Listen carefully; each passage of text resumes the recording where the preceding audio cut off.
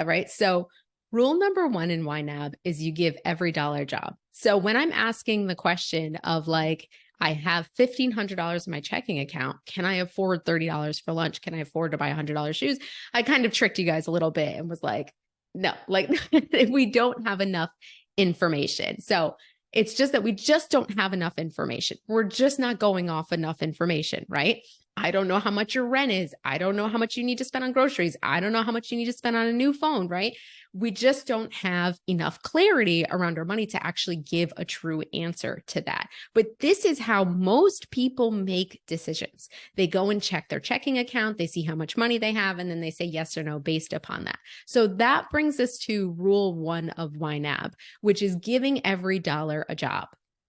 So what that looks like is instead, when I have the $1,500, I give all of that money down to the last penny of that $1,500. I give it a job. And what that means is it's allocated to everywhere.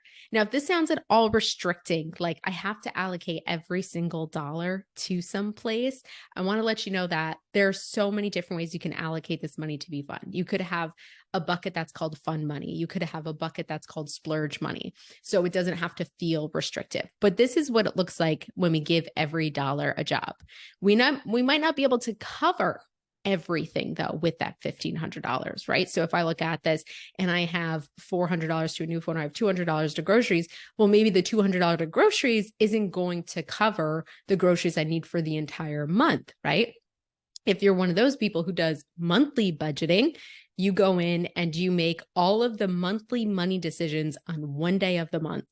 And then maybe you come back at the end of the month and you're like, uh-oh, nothing went as planned, right?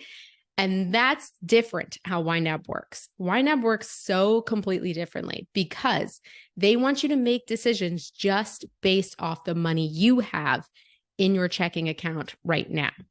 So that leads us to this point, right? YNAB wants you to feel like there is scarcity with your money because scarcity with your money gives you clarity about your money priorities and your money values. Because what ends up happening is you don't have enough money for rent, or you don't have enough money for this thing, or you don't have enough money for this thing with just the money that's in your checking account. Well, now we got to become really clear on what's important and what's not important, right? And that's where you get some clarity. Okay, so maybe I don't need to make the mortgage payment or the rent payment, in the next 2 weeks, but I do need to pay my cell phone bill or I do need to pay for groceries, right? So everything starts to become very clear around exactly where your money needs to go.